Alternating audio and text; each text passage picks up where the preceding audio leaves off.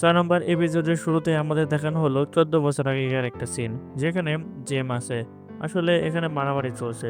জেমের সব টিম মেম্বারও আছে, আর সে টিম লিডারও। কেউ জেমকে বলল ব্রাভোর পজিশন ফাঁস হয়ে গেছে, তাড়াতাড়ি রিইনফোর্সমেন্ট পাঠাতে হবে। জেম বলল আমার কাছে কোনো সাহায্য নেই, তোমার নিজেরাই সামলাতে হবে। ঠিক তখনই কেউ জেমকে বলল যদি আমরা এখনই ঝটপট সরে না যাই, সবাই মারা যাব, সানজু বিপদে পড়বে। জেম বলল আমাদের কাজ হলো ওকে নিরাপদে দক্ষিণ কোরিয়ায় পৌঁছে দেওয়া, যেটা আমাদের নিজেদের জীবনের থেকেও বেশি জরুরি। অন্যদিকে আমরা দেখলাম তিনদুর একজনকে কেউ মারার চেষ্টা করছিল, কিন্তু তখন তার দলের একজন এসে তাকে বাঁচালো। তারপর চারজন আরো এসে পড়লো, কিন্তু তখন বেল এসে একাই ওই চারজনকে ফেলে দিল। বেল তিনুকে বলল যে কেউ লাফিয়ে ওর উপরে ওঠার চেষ্টা করবে, আমি তাকে থামাবো, তুমি সাহায্য হতে যাও। তারপর দেখা গেল জিয়ানমান আর তার দল একটা লোকের সঙ্গে লড়াই করছে। তারা সবাই তাকে রক্ষা করার জন্য এখানে যুদ্ধ এসেছে। ঠিক তখনই সে তার জমাত ভাই নানমানকে জানালো বেল আর তার দল এখনই বেস ক্যাম্পে পৌঁছায়নি, আর তাদের ওয়্যারলেস বন্ধ। জিয়ানমান সবাইকে বলল তোমরা সবাই দ্রুত এখান থেকে চলে যাও। তারপর সে পাষাণকে নিয়ে বেলকে খুঁজতে গেল।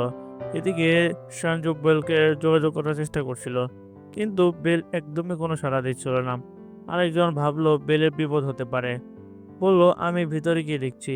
তখন আমরা দেখলাম দুইজন সাধারণ মানুষ বেলের দিকে মুখ না করে তাকিয়ে আছে। তারা বলছিল ওদের ছেলেকে মেরো না, কিন্তু বেল গুলি করে তাকে মেরে দিল। গুলির শব্দ কিমো শুনতে পেল। ঠিক তখনই বেলের একটা টিমের সদস্য সেখানে এসে হাজির হলো। সে জিজ্ঞেস করলো তোমরা কি করতে চাও। সঞ্জু এসে পৌঁছালো।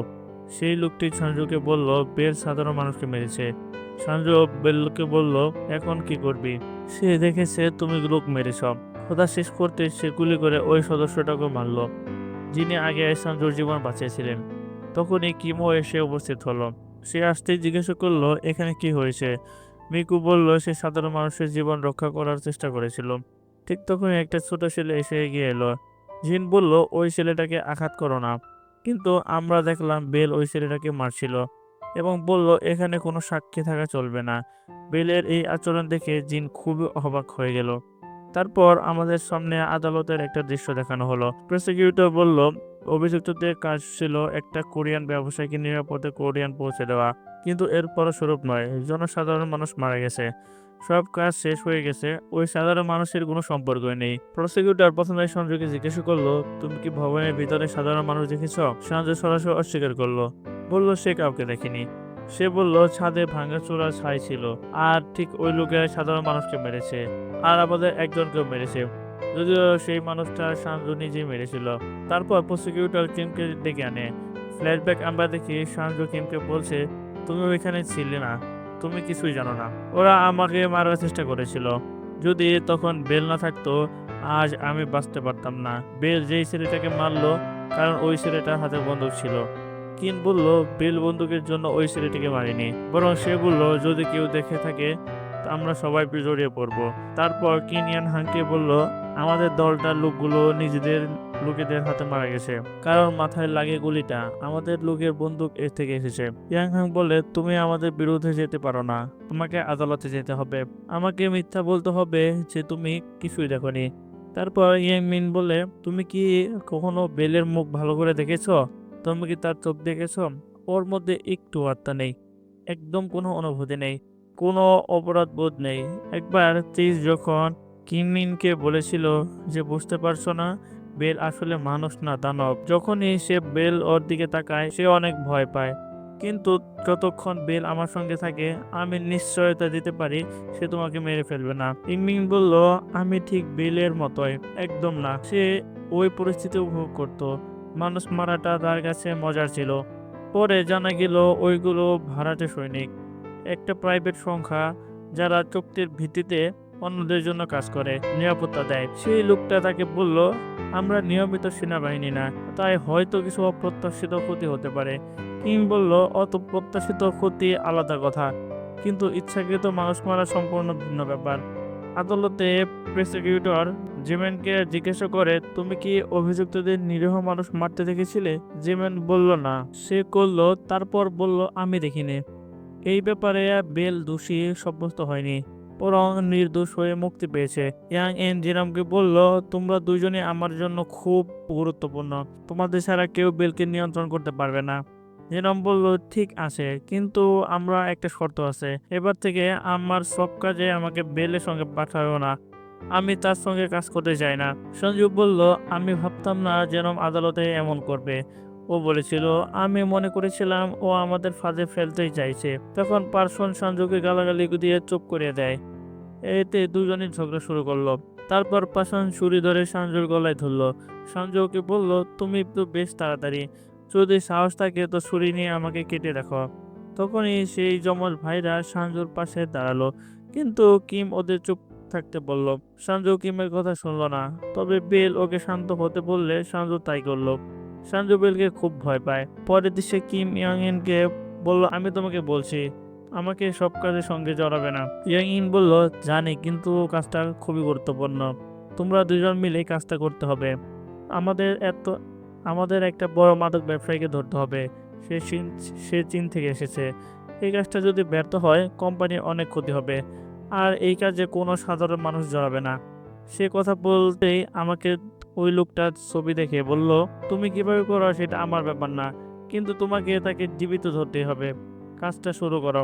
যাওয়ার সময় জনমন বেলকে সতর্ক করে দেয়, আর বলে, আর ঝামেলা করো না, আগের মতো না হয়েও। যদি আমরা এখানে কোনো স্থানীয় মানুষের সাথে দেখা করি, সরাসরি পুলিশকে জানাও, তাদের কোনো ক্ষতি করো না। বেল বলল, আমি জানি তোমরা তোমাদের দলে থাকার পছন্দ করো না। ওই দিন আদালতে তোমরা আমার দিকে তাকানোর ভঙ্গি দেখে মনে হয়েছিল তুমি আমাকে মারার কথা ভাবছো। কাজ করার সময় তারা কিছু নিরস্ত্র সাধারণ মানুষের সাথে দেখা করলো। বেল হাতে ছুরি নিয়ে সেই মানুষের দিকে এগিয়ে গেল। যখনই ওই লোকটা ছুরি ধরলো, বেল বলল, জিন, আগেও বলেছি, যদি সাধারণ মানুষের হাতে কোনো অস্ত্র না থাকে আমরা তাদের মারি না। কিন্তু ওই লোকটার হাতে অস্ত্র ছিল। ওই লোকটা বাঁচার চেষ্টা করেছিল, কিন্তু বেল তাকে মেরেই ফেলল। এটা দেখে আরেকজন ছেলেটা ভয় পেয়ে গেল, কিন্তু বেল তাকেও মারল। অন্যদিকে আমরা দেখলাম জিম সেই মাদক ব্যবসায়ীকে ধরতে ছুটছে। আসলে ওই লোকটা একটা মেয়ের সঙ্গে ছিল। মেয়েটার লাশ পাশের ঘরে পড়ে আছে। ঠিক তখন সঞ্জু ওইখানে একটা ঘর দেখলো। দেখতেই পেল অনেক মেয়েরা আছে, অথচ আগে তো বলেছিল ওই অপারেশনে কোনো সাধারণ মানুষ থাকবে না। ওই একটা মেয়ে বেলকে সাহায্য চাইলো, কিন্তু বেল একটা বোমা নিয়ে সেই ঘরে ছুঁড়ে মারলো, যার ফলে সব মেয়েরা মারা গেল। জিম ওখানে এসে সব দেখলো আর খুব রেগে গেল। সে বেলকে জিজ্ঞাসা করলো, এইটা তুমি করছো? কিন্তু এখানে সবাই বন্দুক নিয়ে জিমকে নিশানা করছিল। জিমও ওদের বলল, আমি তো আগে থেকেই বলে দিয়েছিলাম, যদি কোনো সাধারণ মানুষ থাকে তুমি নিজে সিদ্ধান্ত নিও না, তাহলে তাদের মারলে কেন? ওই জেনারেশন আমাদের এভাবে বলেছিল এখানে কোনো সাধারণ মানুষ থাকবে না। তারপর কিংমান বলল, তোমার চোখে আমাকে বারবার দেখছো, যেন আমাকে মারতে চাইছো। ঠিক তখন সে বলল, আমরা এক পরিবার, একে অপরে মারতে পারি না। কিংমান বলকে বলল, আমি সবকিছু কোম্পানিকে বলবো, এই বিল্ডিংটা বোমা দিয়ে উড়িয়ে দাও, দ্রুত সরো। তাই তারা বিল্ডিং এর বিভিন্ন জায়গায় বোমা লাগালো।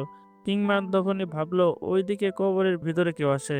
সে কবর খুলতেই ভিতরে একটা মেয়ে বেরিয়ে পড়লো। সে জিনমানকে বলল, তুমি যদি আমাকে মারতে চাও তবে তাড়াতাড়ি করো, কিন্তু জিনমান ওকে মারলো না। তারপর সে বেরিয়ে এসে সবাইকে বলল, তোমরা আগে যাও, আমি একটু পরে আসছি। তারপর সে আবার ফিরে গেল মিনাকে নিয়ে পালানোর জন্য। ঠিক তখনই সে দেখে বেল সামনে দাঁড়িয়ে আছে। জিনমান মিনাকে দ্রুত পালাতে বলল। তখন বেল জিনমানকে বলল, তুমি জানো আমি কেন একজন খুনি? কারণ আমি মানুষ মারা পছন্দ করি। আমি খুব মজা করছিলাম। আমি মানুষকে খুন করে টাকা উপার্জন করতে পারতাম, আর তোমাদের ওইসব নিয়ম আমি মোটেও মানি না। আমি যা চাই তাই করি। বোমা ফাটতে আমার 4 মিনিট বাকি। তারা দুজন ছুরি নিয়ে লড়াই শুরু করলো। লড়াই চলতে চলতে বেল কিমকে চেপে ধরলো। চোখে পড়লো সে ওকে মারতে যাচ্ছে। ঠিক তখনই মিহাই পেছন থেকে ঝাঁপিয়ে পড়লো, সরাসরি বেলের চোখে গুলি চালায়। সুযোগ নিয়ে কিম পাল্টা আঘাত করে বেলকে দূরে ঠেললো। তখন বেল ওকে বলল, ভালো করে শোনো, আজ তুমি আমাকে না মারলে আমি পুরো পরিবার ধ্বংস করে দেব। ঘরে আর কেউ বাঁচবে না। শেষ পর্যন্ত আমি নিজে এসে তোমাকে মারবো। জার্মানকে ধরে ফেলা হয়েছে, কিন্তু সে যখন গুলি চালালো তখন বন্দুক একটাও গুলি ছিল না। বোমার বিস্ফোরণ হতে আর মাত্র 1 মিনিট বাকি। ওরা ঠিক তখনই ওখান থেকে বেরোচ্ছিল। পুরো বিল্ডিং বিস্ফোরিত হয়ে গেল। পরে কেউ জিনামের কথা জিজ্ঞেস করলো, সে বলল আমাদের সাহায্য করেছে, কারণ এখানে অনেক দুষ্কৃতী এসে পড়েছিল, ঝগড়া শুরু হয়ে গিয়েছিল। আমি প্রবেশদ্বারের কাছে ছিলাম, তাই পালাতে সক্ষম হয়েছি, কিন্তু বের হতে পারিনি। পরের দিন সে বন্দুকটা দিয়েছিল ইয়াং ইনসিয়ানকে, বলল কাজ অনেক করলাম, একটু বিশ্রাম দরকার। ইয়াং ইনসিয়ান ওকে চলে যাওয়ার পর ফোন করলো কাউকে জিনমিনকে নজর রাখার জন্য। তারপর জিমিং বাস স্ট্যান্ডে বসেছিল, দূরে অনেকে ওকে টুকরো টুকরো দেখছিল। ঠিক তখন ওর বন্ধু এলো, ওকে দেখে একটু হাসলো, কিন্তু জিমিন বুঝে গিয়েছিল কেউ ওকে দেখছে, তাই হাতের ইশারায় বলল এখন আমার সাথে কথা বলো না। তারপর বাইরে গিয়ে ভাইয়ের কাছে ফোন করলো, তাই ভাই ওকে তীব্র গালাগালি করলো। সে বলল তুই এই 8 বছর কোথায় গিয়েছিলিস। পরের দৃশ্যে সে বাড়ি ফিরলো এবং সবাই দেখে খুশি হলো। এটা ছিল কিমের প্রথমবার জনের সঙ্গে কথা বললা। এই এপিসোডের শেষ দৃশ্যে আমরা দেখলাম হঠাৎ সে পিছন থেকে কারো আওয়াজ শুনলো, তার অনেক মুখ আগুনে পুড়ে গেছে। বেলকে বেঁচে দেখে সঞ্জু খুব খুশি হলো।